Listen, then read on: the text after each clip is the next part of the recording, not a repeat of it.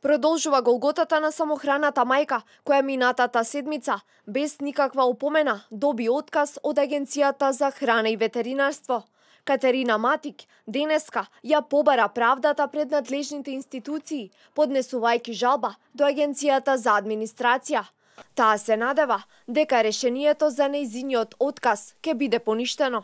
Се надевам дека Агенцијата за администрација во законски предвидениот рок ќе донесе одлука за одбивање на тоа незаконско и неосновано решение за отказ за моето работно место, бидејќи има еден куп докази кои што ќе го потврдат моето присуство на работа, иако во образложението на отказот пишува дека електронски не сум се евидентирала на работното место. Самиот директор е доволно свесен и знае дека во тој период се правеа припреми и подготовки за конференцијата, регионалната конференција на Европската агенција за безбедност на храна, која што се одржа на 11 и 12 јули во Македонија и на која што присуствуваа дури 7 земји од регионот, а истиот тој директор на самата конференција одржа и поздравен говор.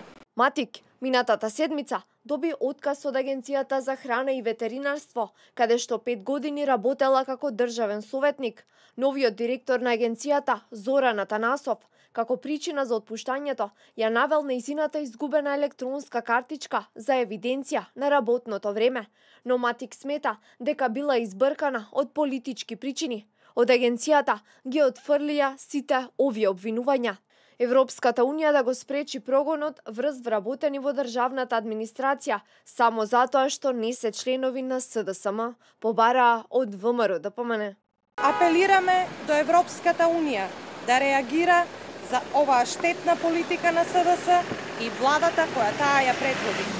Ваквата брутална партизација и политички прогон на кој сме сведоци, сите е крајно неморална, нелегална и на крајот на краиштата штетна по иднината на професионалната државна администрација.